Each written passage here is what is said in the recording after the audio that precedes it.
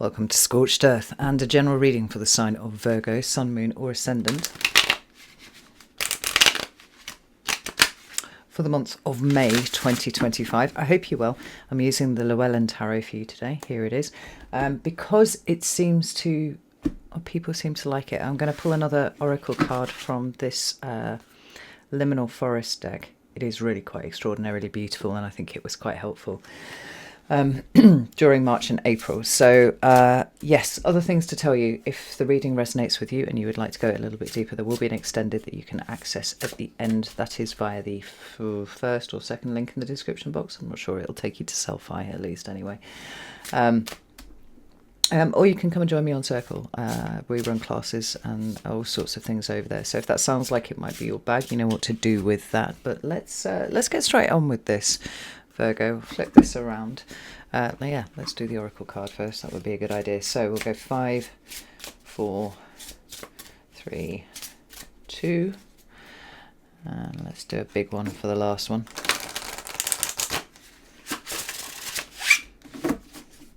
1. I'm going to cut the deck here, so your oracle card is just going to sit there until the end. I'll just move that deck out of the way, and let's get some cards on the table. Okay, tell me what Virgo needs to know about. No, let's just get 3 cards for Virgo, right? 3 cards for Virgo. There we go. So the first card out is the 4 of Pentacles. What about current energy, please? Thank you for Virgo. We have the Queen of Wands and the Tower. Okay. And what about what's coming towards Virgo, please? All right, we have a reversal for May. It is the World reversed. We do have, however, the Ace of Swords at the bottom of the deck. So maybe we need to just drop this forward just a... There we go. There we go. Ace of Swords at the bottom of the deck, which I feel like it feels quite redemptive, actually. Not that there's anything, catastrophically awful with the cards that are on the table. I feel like to some extent the Tower is, well, it always is a useful card here for you. The question as to whether you're going to be able to perceive it as useful or not is a different one altogether. And I'd like to get some clarifiers before I say any more, but I think we can expect some frustration here somewhere. Now, to be clear, the astrology of May is actually considerably nicer than what we've been experiencing for the last few months. There's a lot of trines, there's a lot of sextiles. We do have the aftermath of the Mars-Pluto opposition still playing out over the course of May. Nevertheless, if I remember rightly, everything else is quite supportive and quite friendly, nice soft aspects. So tell me about the 4 of Pentacles. I do feel like a lot of this month for most of the signs is going to revolve around integrating what has come up over the last period. So we have the World and we have the 7 of Wands showing up there. Tell me about the Queen of Wands and the Tower. 2 of Pentacles. The High Priestess. Oh, another 2 as well. Wheel of Fortune and the 3 of Wands. Yes, I told you that Tower actually felt really pretty good to me. But we do have to work on the understanding that the Tower is always good. There is always a redirection going on whenever the Tower shows up. But in the moment, particularly if we are kind of fixed in a position and we're not really willing to give that up, the emergence of the Tower energy into our life, or the sudden kind of bang ambush of the Tower, can be incredibly fucking destabilizing.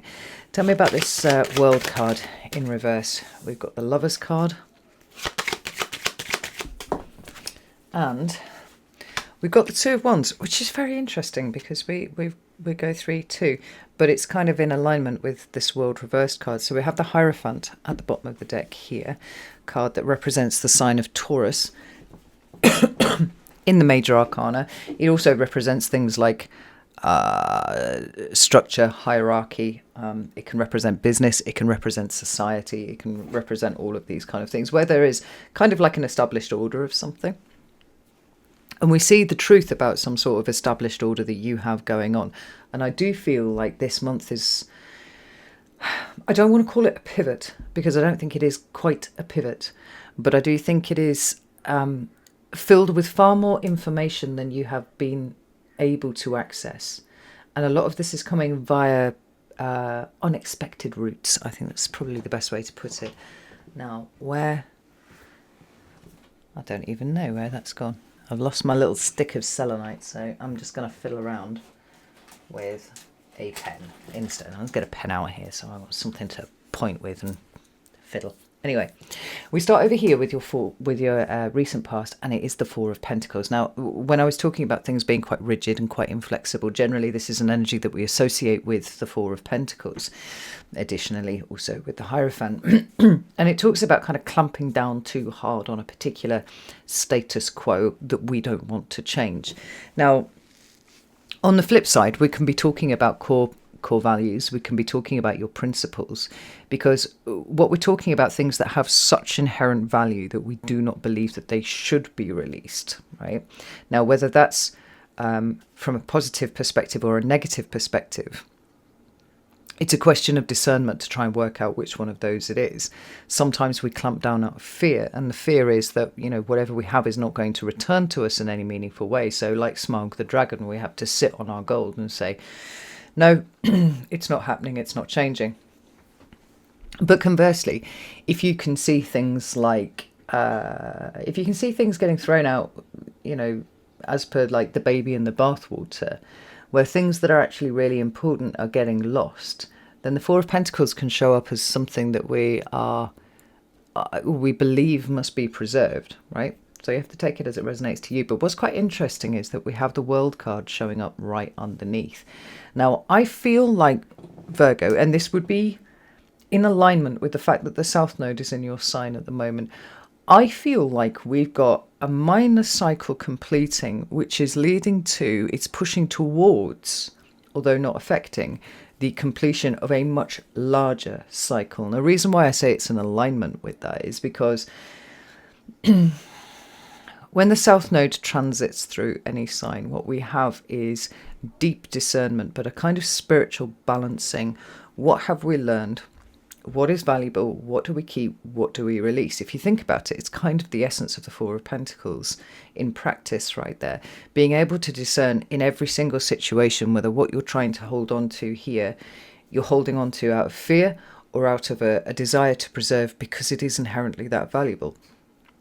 And it's this constant balancing act over the course of 18 months while the South Node's going through your sign that has us doing that. Now, as things stand at the moment, we've got another 13, 14 months of this happening. So please don't think that this is it and then we get to move on. But I always think the first few times we do this, it's a little bit more uncomfortable than later on in the process when we understand this balance between endings and beginnings and preservation and fear and all these sorts of things, right?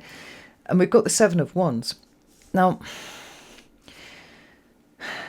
something's ending here, something's completing. It feels like a smaller cycle within a bigger cycle. It could well be the first real time that you are perceiving that there is a distinction between holding on to something out of fear and holding on to something out of a desire to preserve. We've got the Seven of Wands here, which is Mars in Leo, which is at the time of recording, and I think for most of May, actually, this is where Mars is actually sitting. You could see it as defensive, as in protective, or you could see it as defensive, as in, you know, somebody's triggering us by something that they said, something that they proposed, something that they're trying to do, and we get triggered into, you know, a big response, a big over response to that. But it's tempered by this because it's a Saturn card. Saturn rules the ends of things. It represents doorways and gates and all sorts of things, right? But it also governs the passing of time. He's also the expression of karma on this plane. And this feels to me like there's a levelling up going on here. Now, we cannot say that it's happening here and then the rest of this is all you just sort of moving towards new starts and things like that. It feels like it's the end of the beginning. No, the middle of the beginning, which is pushing towards the end of the beginning. Oh, the end of the end. Confusing my words. End of the end, but not yet the beginning of the beginning, but somewhere in between. And this is possibly where the frustrations might feel like they're surfacing a little bit here and there. Sorry for confusing the shit out of you with my getting mixed up with an end and a beginning, right? I'd like to pull another card for this one because I want to kind of see where you're falling on the spectrum, collectively, where you're falling on the spectrum in terms of understanding the difference between what you're clinging to out of fear and what you are holding on to because somebody's got to fucking hold on to it, otherwise it's gone, you know? I mean, that's 7 of Wands. And it should be kept. The Sun. I like that. I like that a lot. It's the energy of Leo and the Page of Cups here. Yeah, this feels like breakthrough to me, Virgo. This is a massive breakthrough in the difference between these two things. What am I holding on to out of fear? What am I trying to clamp down on because I don't want to invite change in? I'm not ready for that kind of change. The Sun is a card of consciousness. It's a card of conscious awareness. It's also a card, you know, that has a great deal of joy associated with it because it represents the sign of Leo and it, you know, represents children and all this sort of thing as well. But wherever the Sun is pointing, it is illuminating something. The fact that the Page of Cups is here is talking about the beginning of a brand new emotional journey where, you know, where you are beginning to discover bits of yourself. I think that it puts all of this in a much more discerning wheelhouse than it might have done otherwise. A smaller cycle closing out. Illuminating the difference between what we want to keep and what we want to get rid of and why. More importantly, why. It's always about the why, the motivations that are sitting behind it. Now, I think when I was reading, I think it was Capricorn last month, I described the state that they were in as somewhat like Bambi. They've got these legs, you know, and there's an urge to stand up, there's an urge to use the legs, but the legs are really weak and they're kind of wobbling around and you're confused and you don't really know what you're doing with it, right? The ugly duckling characterization of the Page of Cups here, where it's like we're in a whole new world and that everybody's doing something one way and you're doing it entirely differently, and feeling like, to one extent or another, that might have in the past made you feel like you were doing something wrong, but it isn't that, because here the ugly duckling, as is actually a signet, and it seems to have some sort of awareness of the rainbow of hope, right? In its own reflection. We're talking about something much more expansive than what you've experienced up until this point, right? And so if the Four of Pentacles is by definition a contraction down on, there's something expansive that's coming in as you learn to navigate the difference between, you know, exercise your discernment around what stays and what goes. Now, when we come into your current energy, we have the Queen of Wands representing the sign of Aries and the Tower. Now, in their own ways, each one of these cards represents the energies of Mars. Mars is in Leo, like I said, here. So there is an increased confidence in what is happening, but it feels like May is a month of extraordinary breakthroughs for you. The Tower doesn't feel like it's a job loss. It's, you know, some aspect of your life getting kicked over that you needed to stay the same. And the fact that it's happening so quickly after you are beginning to demonstrate an understanding of, you know, the subtle nature of the Four of Pentacles and how it works in your own life, says to me that you have at the same time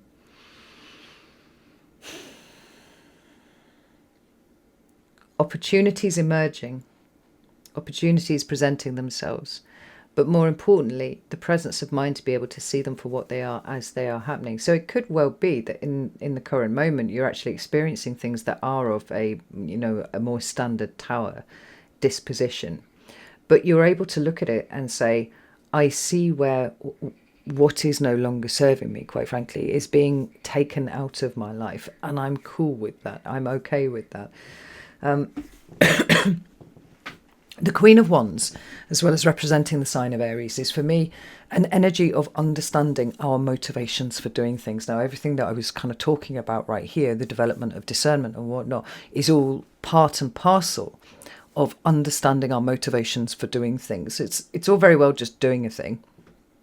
And I would say that the Knight of Wands was a little bit more reactive in that kind of way. It's like, oh, well, there's a thing, and there's a thing, and there's a thing, and they're kind of, running around and whatnot. The Queen of Wands is a little bit more selective about what she allows to capture her attention, because she's a graduated position from the Knight of Wands, right? So she's not purely reactionary. She is the process by which we understand why we do the things that we do and why we want to do the things that we will do in the future. And this is really important when we hand it over to the King of Wands, who is actually going to do the thing, this very passive and internal. I mean, it could well be, actually, that in your current moment, with this increased understanding that's all happening over here,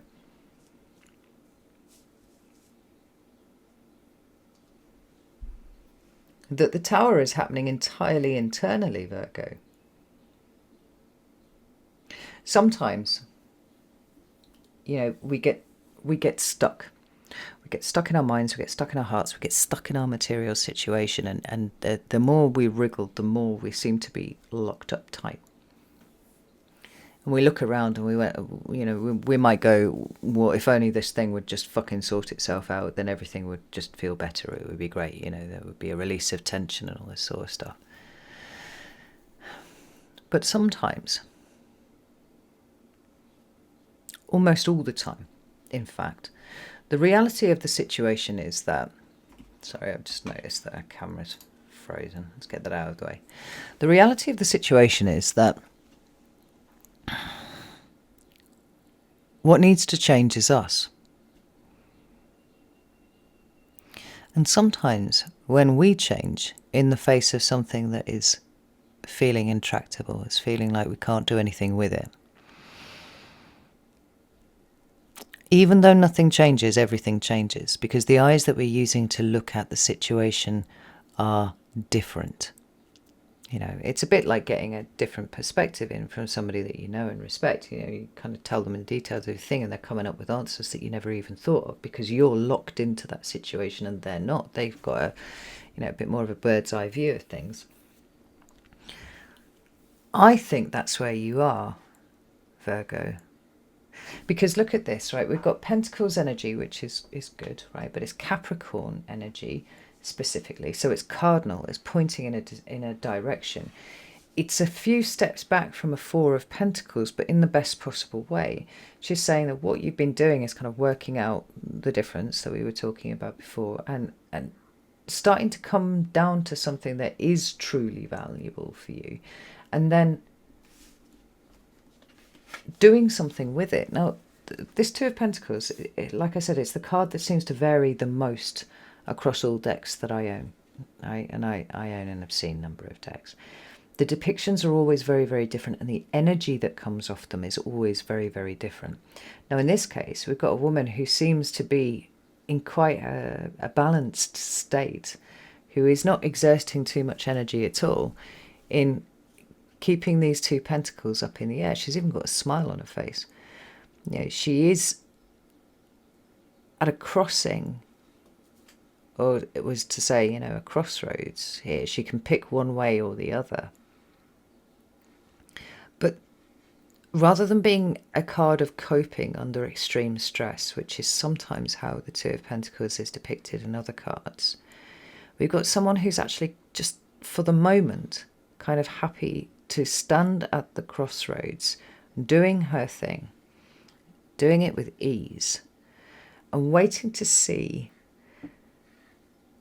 where the signpost shows up. Because it's almost like it's not here on the path just yet, but it's coming. And you know that it's coming. We know that you know that it's coming because we've got the High Priestess here. We're talking about higher levels of guidance. Now, this is a card that represents the energy of your opposite sign, which is Pisces in the zodiac here.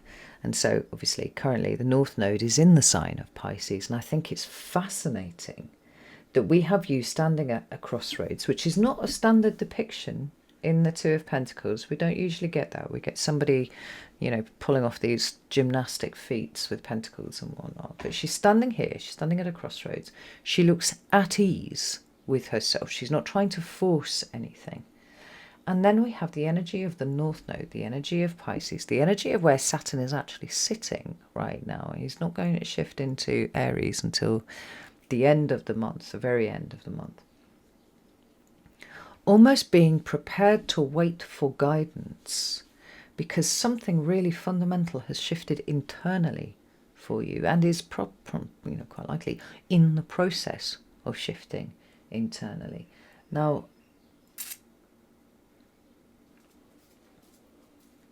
there have been points over the last few months, I can't remember exactly, but there certainly have been points over the last few months where I asked you the question, Virgo, were you pushing things? Were you committed to a plan that now no longer makes sense? I remember having that conversation with you a little while back, where you got, so locked into what it was that you were going to do that you didn't think to stop and just check that this was still the right way for you to go. It was almost like there was a desperate desire for movement no matter what. And the problem was that everything had kind of shifted around you. So what was appropriate a few months before was now no longer appropriate. The change in the energy between then and now, where you can stand very calmly at a crossroads, understanding that there is going to be a point where you are going to need to go one way or the other, but not forcing the issue at all, actually being quite happy to stand and wait for whatever it is to show you the way forward. This is a huge leap up for you. It's massive. And whatever was going on here is the closing out of a particular cycle that was stopping you from arriving at this place here, right? So we close the cycle out and suddenly you are able to stand at the crossroads. You're able to hold both things in your hand. Both possibilities, both directions of travel. The fork of your life that you're standing at and go, I am willing to be faithful. I am willing to have faith that I am being guided. Very Piscean thing. And wait for that guidance to come in. Now, the thing is, I don't think that you're waiting very long because we have the Wheel of Fortune representing Jupiter, which we like, and the sign of Sagittarius. In fact, these are both Jupiter-ruled signs by ancient astrology, right? And we have the Three of Wands. Now, the way that I'm reading this is that it is not long that you are going to have to pause where you are, just kind of getting into the flow of things and being comfortable and getting into the flow of things, before you are required to change direction quite quickly. But this is okay because this is what you've been looking for. This is what you've been waiting for to come in. It's one of those situations where you know it when you see it, right? It's just there. It's like, this is my way forward. This is my path. The funny thing is, I think you'd have been completely oblivious to it months ago, Virgo, because you were almost kind of locked up in your own head. Don't know if you were locked up emotionally. That's entirely possible. I think a lot of us have felt like that, and certainly a lot of us have felt locked up in our own head. But the need for Virgo quite often to have a plan before they put that next foot forwards has been stifling your ability to just be. Right? We're not in this incessant lurch towards the next thing, right? A to B to C to D. You feel to me like you've been moving the goalposts around on yourself way too much, Virgo. And an expression of moving the goalposts on yourself is like, continuing to try and push forwards when everything has changed around you, right? It's almost like moving the goalpost by not moving the goalpost when it would have been appropriate to do so. We've got movement with the Three of Wands, but we've got an aspect, there you are, we've got an aspect of this that is relatively sudden with the Wheel of Fortune and the Tower card. Now at the bottom of the deck here we've got the Seven of Pentacles, which really does say that whatever it is that has been feeling like it's not working for you, whatever it is in your environment, so that is like everything that is around you, where you live, your job, your friendship group, your family situations, like everything that you're sitting in the middle of. There is an opportunity here while you are standing and waiting for guidance to work out what it is that you have not found fulfilling about where you are. More than that, I would say, with the Knight of Wands here, the Knight of Wands, behave, the Knight of Pentacles. More than that, I would say that there are aspects of self that you are starting to see that you are ready to let go of. You know, the Son of Pentacles, whenever we have a card that's representing the sign that I'm reading for showing up, what we've got is questions of identity, right? Particularly when it's minor arcana here, right? And what you see that you have not liked about the way that you do things, that would have been up until this point completely oblivious to, kind of opening up for change. Look at that, we've got the Lover's card here. In fact, this expansive energy is right the way through this. I mean, the High Priestess is a very expansive energy. Wheel of Fortune, expansive. Three of Wands, expansive, because it's action outside of you, right? So you're literally moving yourself energetically from one place to another. I think something is showing up this month which is going to require a fairly quick response from you, but because you are patiently standing here waiting for the sign, which is exactly what you should be doing, when the sign shows up, you're able to just shift immediately, right? There's no great big trauma about what you're going to take with you, what you're going to leave behind, you know, in whatever sense it you know, resonates with you.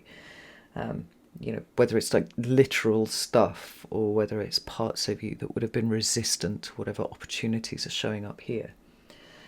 And devoid of the kind of baggage that you're used to carrying around, you're able to just move, to just shift. Now, look at these shadow cards at the bottom of the deck here, right? We've got the Ace of Swords, and I love this because there's such a clarity about this. And although you are an earth sign, you're ruled by Mercury, right? That mercurial energy runs through you really, really strong. So you are sharp and you are intellectual, and you do like to think things through.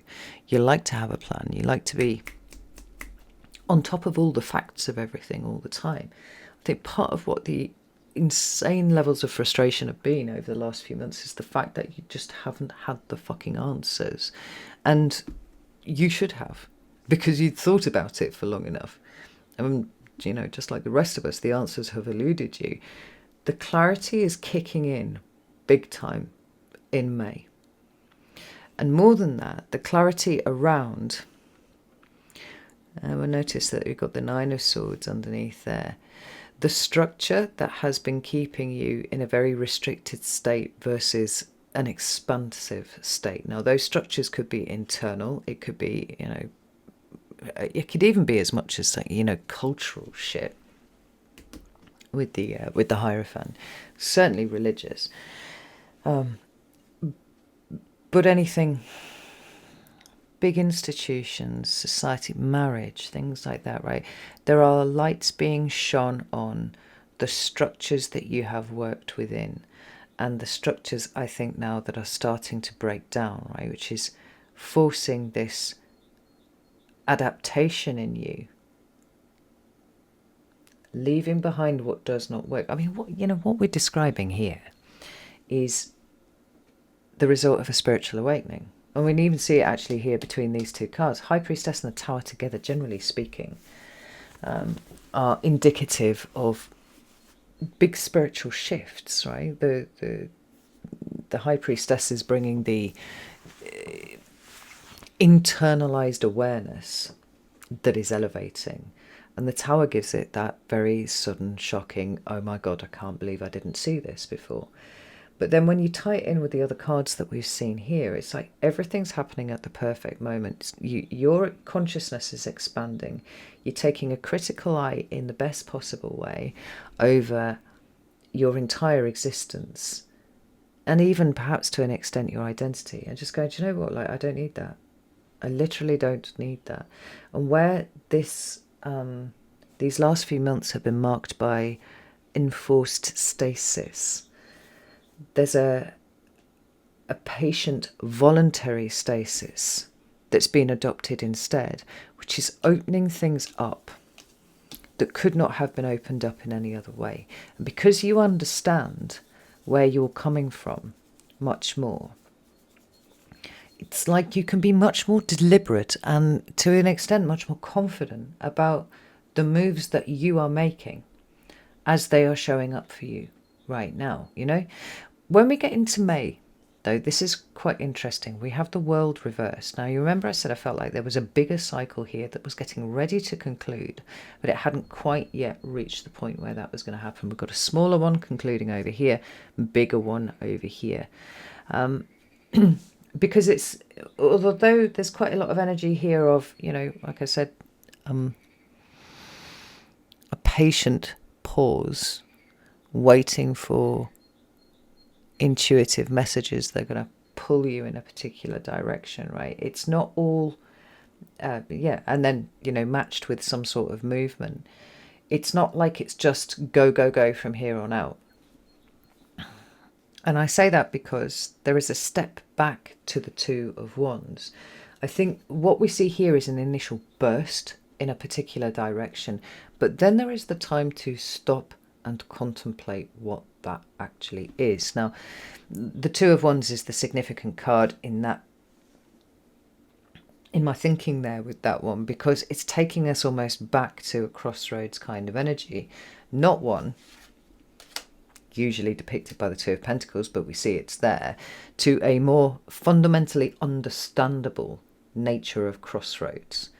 So if this was about being patient and allowing things to unfold the way that they will, right, and that being a key in a door that unlocks some sort of, you know, sudden movement in a particular direction, with the level of clarity that that is bringing, I feel like you are able to be much more mindful about the decision, the more traditional decision that you now have in front of you in terms of which direction you are going to go.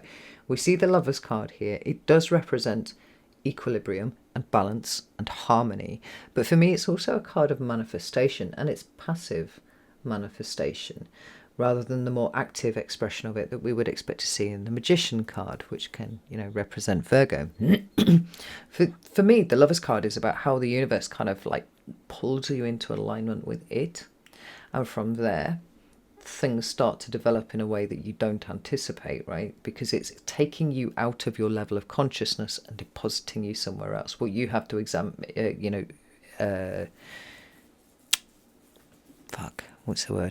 what you have to demonstrate is your patience and your willingness to be subject to that. Because if you resist it, it's just not going to fucking come, right?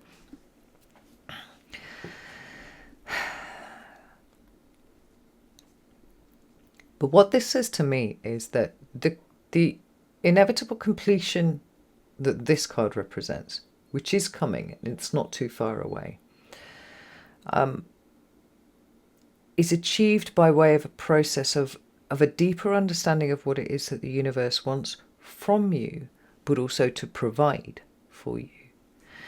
And the state of consent that you're sitting in, where you get to choose whether you're on board with that or not.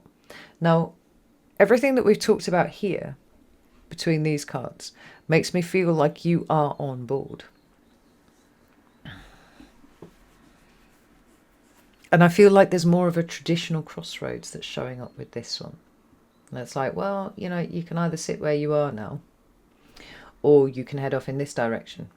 Like these are your options. It's stay or go, effectively. But the decision is informed by what you feel is right for you now. There's a resonance. There's a resonance here that there wasn't before. Right? Because you've been shifted out of a situation. You've been shifted out of situations that you've been trying to force, and it's coming in as something different. Everything feels very open and very wondrous here. It's almost like you're looking around and you're like, oh shit, this shit is really elegant. The way that the universe works is really fucking elegant. Tell me about this World card in reverse. What do we have here? All right, there's that Seven of Pentacles again. And the Seven of Wands, interesting.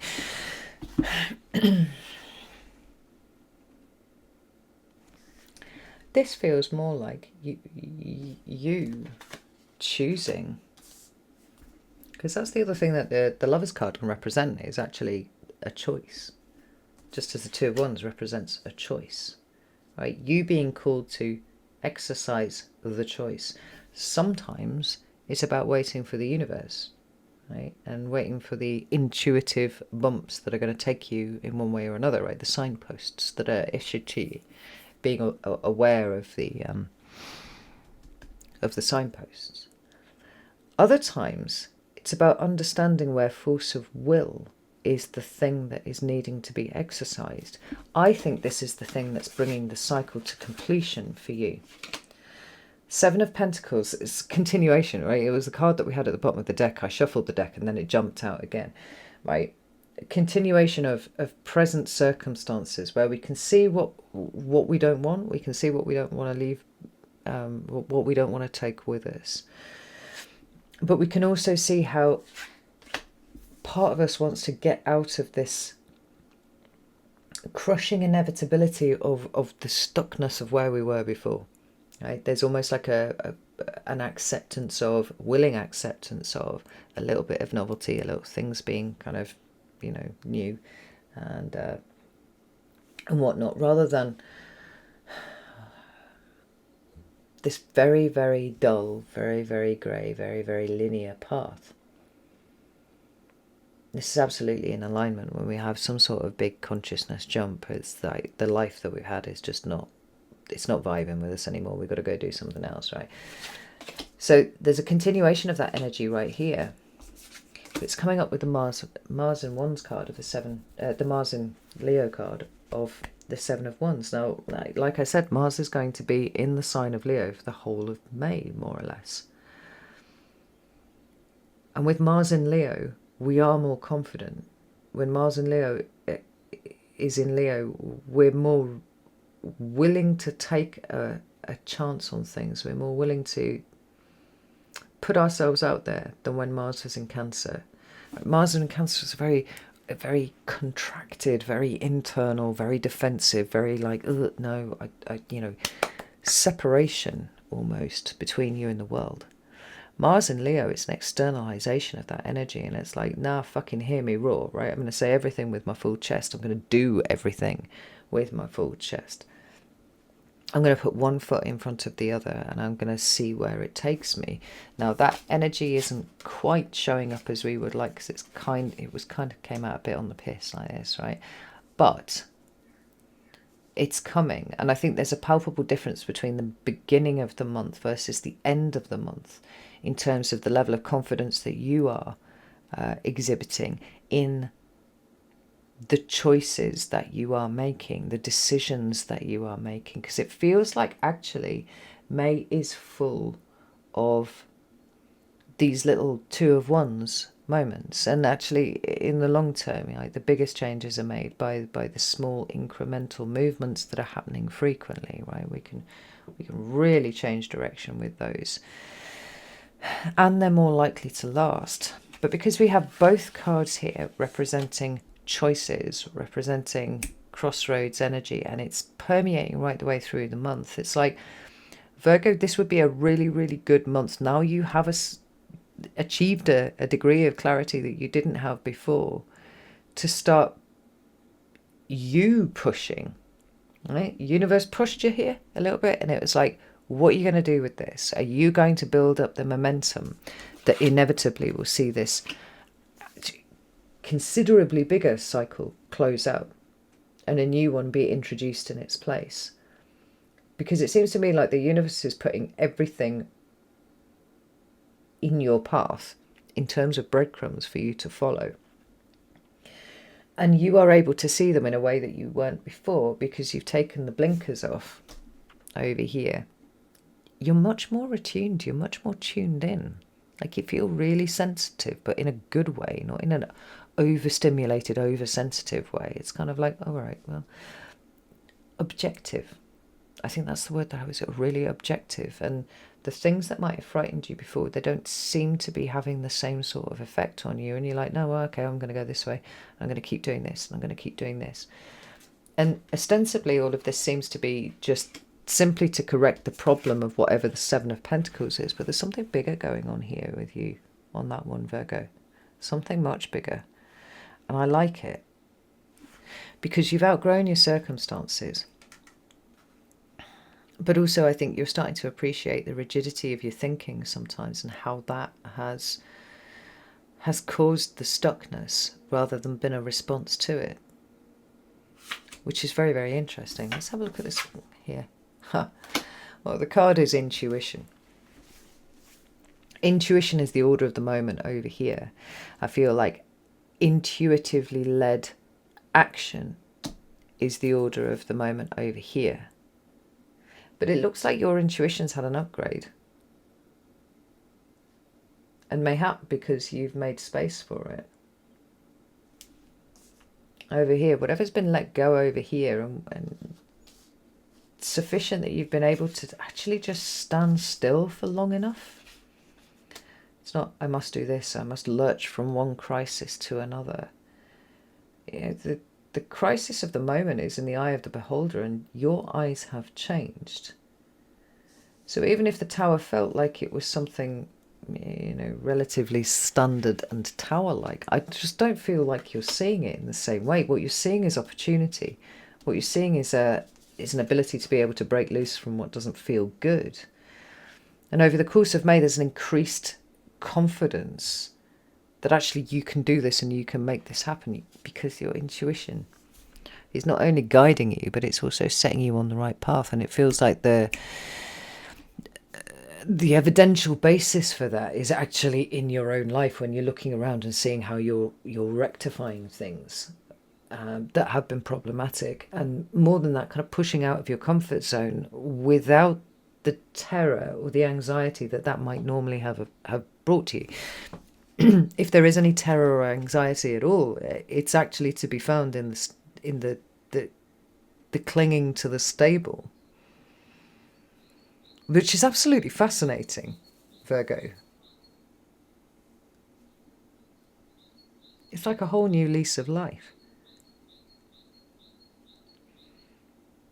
And even though you don't really know where it's going, like, you're willing to follow it, which is extraordinary.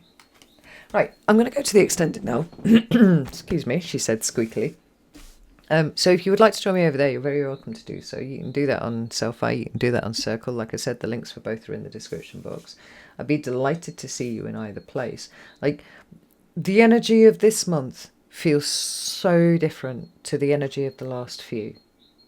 Right? And you got through the last few. This month feels much, much better in terms of breaking that deadlock. Like I said, be aware that the Mars-Pluto conjunction is still kind of operative for, you know, first 10 days or so of May. But at the same time, these two planets facing off against each other can often lead to, you know, huge breakthroughs when it comes to exercise of willpower and getting yourself out of a place where you have felt stuck. I think that you're copying the good end of all of that energy. And I think you've been stuck for so long now that this is, I'll be honest, Virgo, this is the card that's blown my mind the most out of everything on the table. Because you willingly stood there.